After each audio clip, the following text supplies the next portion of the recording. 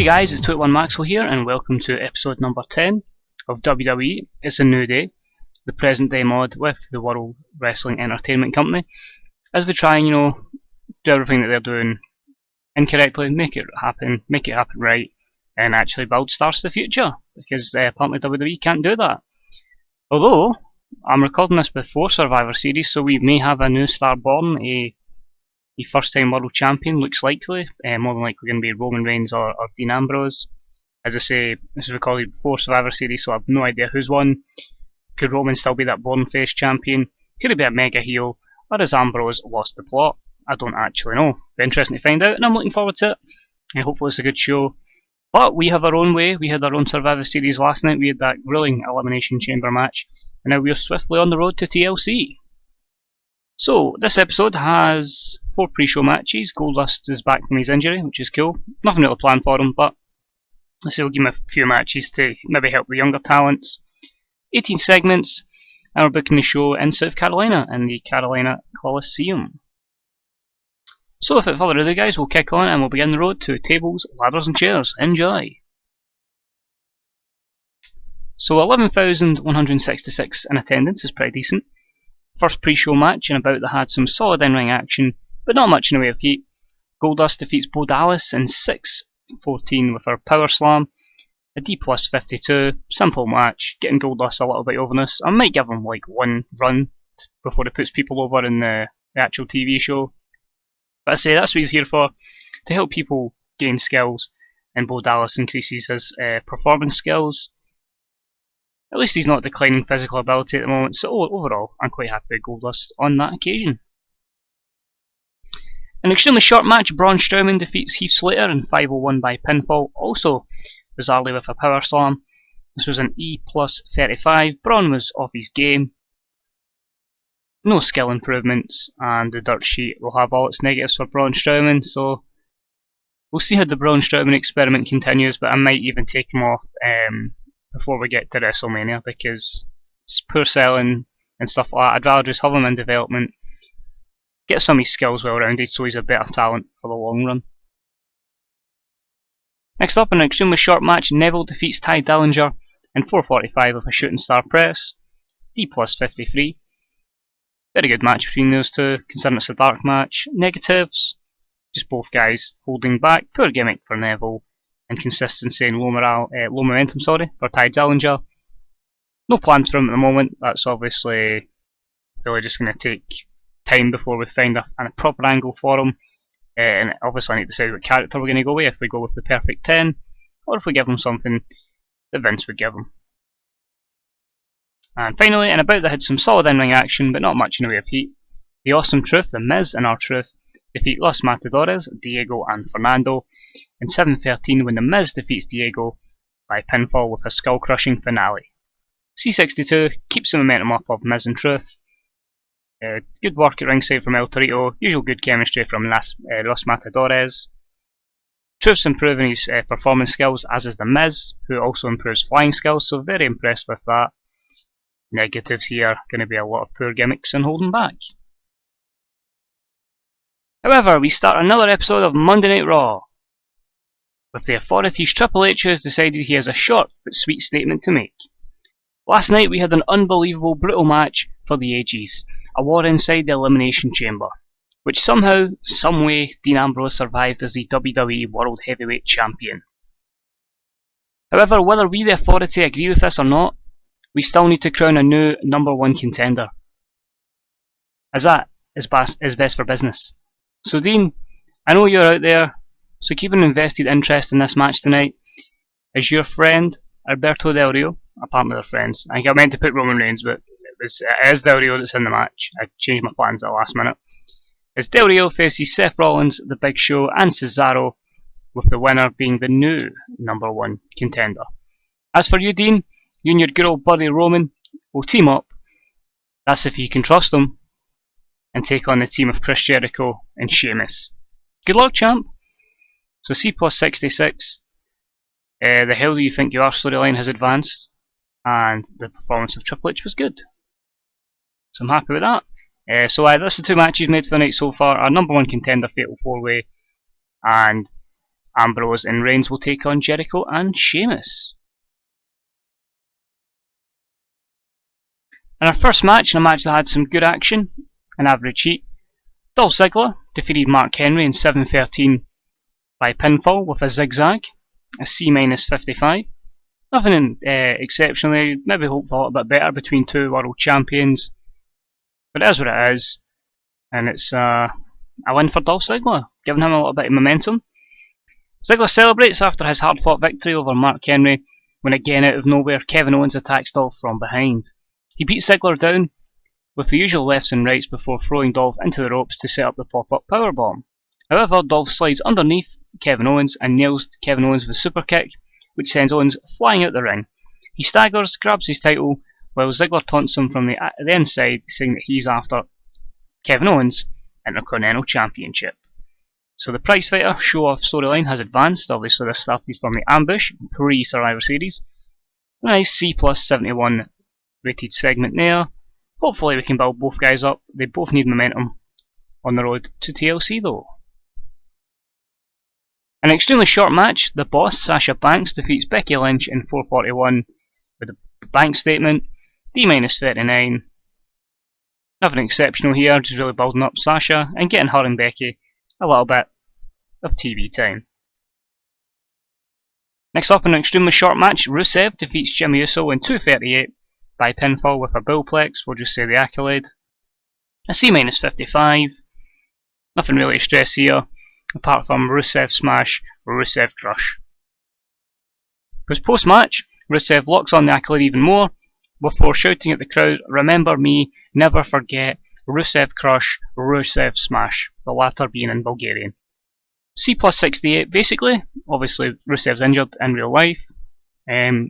Interested when he comes back. I'd keep him out to the Rumble, but I feel like in this, because he's always been available, I think we should build him back up to be a monster again, a monster heel.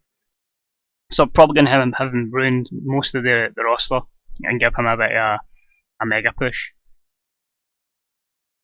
Next up, and about, they had some solid in-ring action, but not much in the way of heat. The New Day, Kofi Kingston and Big E, defeats the primetime players of Darren Young and Titus O'Neil, when Big E defeated Darren Young in 6:15 with a big ending, D+53. Darren Young was off his game, as was Big E. Xavier Woods doing some good work at ringside. Titus O'Neil improving his performance skills, so that's always positive. Dirt sheet, quite a lot there. Kofi's got a steel character I need to look at already. Okay, I'll work in that post-match.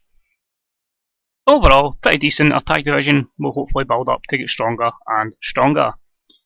With that being said, the New Day pick up the win, and they do their usual outlandish celebration with Woods playing the trombone. They sweep and kick the primetime players out the ring, before we hear the music of Triple H from the Authority. New Day, Woods, Kofi and Big E. You guys have been impressive lately, no doubt about it. But, and you've pretty much beaten off everyone we've thrown in your path so far as champions. However, I want this tag team division to be the best in the world, where no one else comes close. So in time for the TLC pay-per-view, we'll have a new tag team on the scene, as you will defend your titles in a TLC match against that team and the Dudley Boys. So a C65 is pretty okay, I don't know if there's anything else there. Oh no, there is. Good luck and remember, New Day rocks. Kofi struggled a little bit because Triple H was off script and they didn't want him to be unhappy. In fact, they might even have creative control, so that was another thing I couldn't change. Woods helped Big E, Triple H was good. The question I'm going to ask you guys is, who is this tag team? And I'll tell you now, it is not the Hardy Boys. So who is coming back? I'll say coming back, who's appearing, or are they coming back? It could be either, to take part in this TLC match against the Dudley Boys. So it could be a debuting tag team, it could be a returning tag team, who knows? But they'll be coming and they'll be here for TLC. So let me know in the comments section below what you think the tag team could be. Next up, an extremely short match. Charlotte defeats Naomi in 4:48, D44. Naomi was off her game. Naomi and Tamina had an awkward pairing. Okay, we'll need to spot up Team Bad then.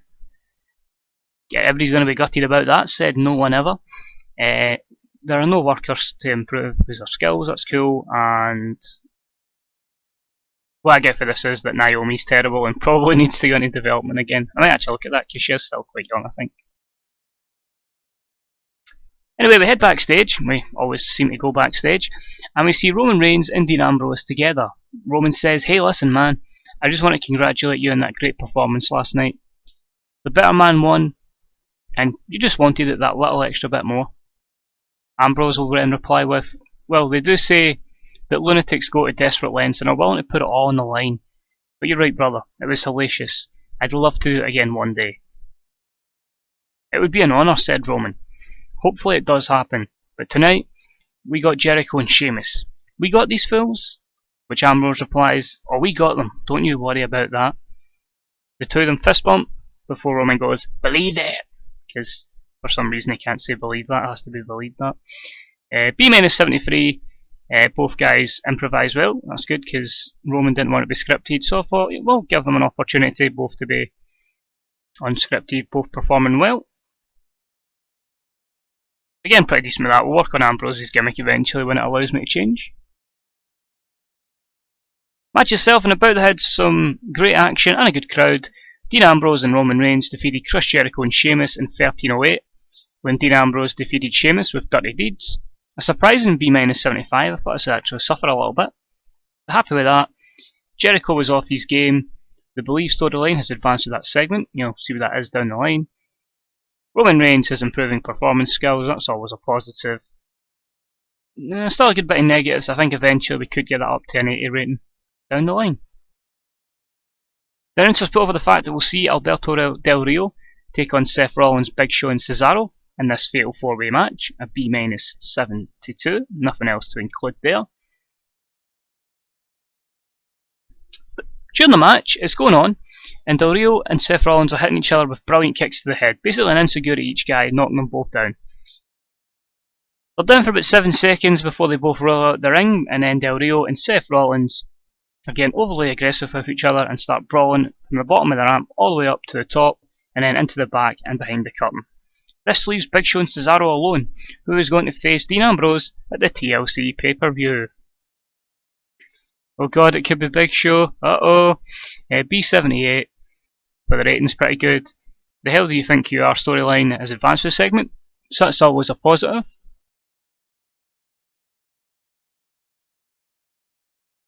No skill improvements there. Sorry, I'm just watching the football and I've got a bet on it. That's quite cool. That's a good rating there, happy with that. The match itself wasn't great, but I think it could be a lot better, But anyway, about it featured great action and average heat. The Big Show defeats Alberto Del Rio, Seth Rollins and Cesaro in 1331, when the Big Show defeated Cesaro by pinfall. C62.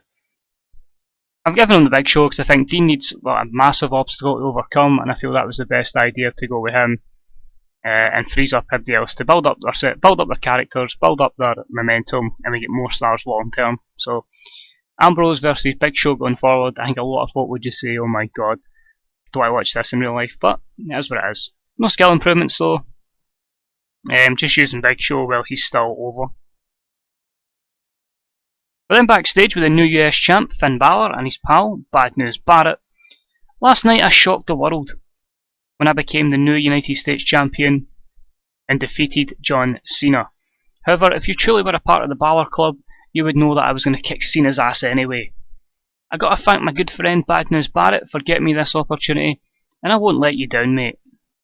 As far as tonight goes, Cena, just remember I am the prince, and you'll see how strong my kingdom is. Balor and Bad News Barrett then just laugh over the top. C plus 69. Overall, really happy with that segment. Keep building Balor up, he'll start getting to B minuses. It's going to take time, it's not going to happen straight away. We then have the former United States champion John Cena heading to the ring as he prepares for the mandatory rematch against the new champ Finn Balor. He grabs the mic and has a few words to say. Last night, as you are all aware, I was defeated for the United States Championship by the newcomer to the WWE, former NXT champion Finn Balor. However, Mr. Balor required a lot of assistance from his good friend Mr. Barrett, because Cena seems to call everybody Mr. So at least tonight I am prepared for Mr. Balor, and should Mr. Barrett interfere, I'll be ready for him. But tonight I reclaim what is mine and I bring back the US title to America. Finn, get your arse out here. B79, good promo by Cena, try to get us that high rating so we don't lose pop. And just generally just showing how pissed off he is for that match last night, getting cost by Barrett. Match itself is okay, it was better than the one at the night before. I think obviously Balor will gain over on this, so that'll help. And about the feature, great action and a good crowd. John Cena defeats Finn Balor in 1507 when Finn Balor was disqualified when Bad News Barrett ran in and attacked John Cena. During the match we also had Sheamus run in and attack Cena as well. So it's a C70. Basically John wasn't wanting to do the job again, so I thought, okay, well we'll just have you disqualified then because I don't want you anywhere near the US title. The Cena versus storyline has advanced, you'll see who that is against in a minute. No skill improvements in the dirt sheet. Quite a few there. So it maybe even been like a 71, 72 if it wasn't for the title. But Finn's going to be a long term project and hopefully we can make him the man in the main roster. Sheamus and Barrett are then all over Cena beating him down while Balor calls for his championship and he makes a run to the back. Cena starts to make a comeback before Barrett nails him with a bullhammer and Sheamus completes the beatdown on John Cena with a bro kick. Both men stand over Cena while Sheamus shouts, "Look at your hair now, universe!" That was a terrible Irish accent, I'm never doing that again. Bye bye Superman. Oh, that was horrible. Basically, Sheamus and Bad News Barrett teaming up, beating down Cena, and it continues the storyline with them. I think because of the poor angle at the end, we're probably going to lose a bit of pop in this show again, which is a shame, but you know, we need to build these stars up, and I'm hoping the guy that comes out of this good is Barrett, and hopefully get Balor over on his angle as well. So overall, C plus 70, so a lot of guys we need to build up. Probably should have made the Fatal 4-Way the main event, but usually Big Match John always has the best rating. But down the line when we get more superstars available, with high pop will be fine. Obviously when Rumble season happens, we'll have Lesnar back. Taker will return eventually, and I didn't even use the Wyatts in that show either, due to time constraints, but we'll build up where they're going forward down the line, as it'll all make perfect sense, hopefully anyway. But we'll continue anyway, as we go and check who, if MD is coming up from development, because usually that happens after shows, or if we got a decent rating as well. Big Show has to get a new contract, that's cool. I think I gave Cena like 50 grand, he was still unhappy at losing to Balor. So Randy Orton's back from his suspension, from obviously the stupid wellness policy violation. Big Show will get a new contract. Let's see, ADR's fine, that's cool, he'll be alright. 5.39 in the USA Network, 2.52 in Sportsnet. So they're pretty decent ratings overall. I'm pretty happy with that. Let's say I've got an idea of my card for TLC, we'll slowly work towards that. Again, it's another disappointing rating, which again is putting us very close to national, but I think once we start getting people over, we'll surely be able to nail a 76 out of the park. So thank you for watching, guys. I think it's 3 weeks until TLC. I think I might need to change it in game so it reflects when it is in real life, but we'll try and get it similar. Let's say hoping for a good show. And yeah, just really hoping we nail it out of the park. But as always, guys, thank you for watching. If you enjoyed it, hit that like button. Any comments regarding the show? Any thoughts on Survivor Series in real life? How you thought it went down? Let me know as well. I'm always happy to talk about wrestling.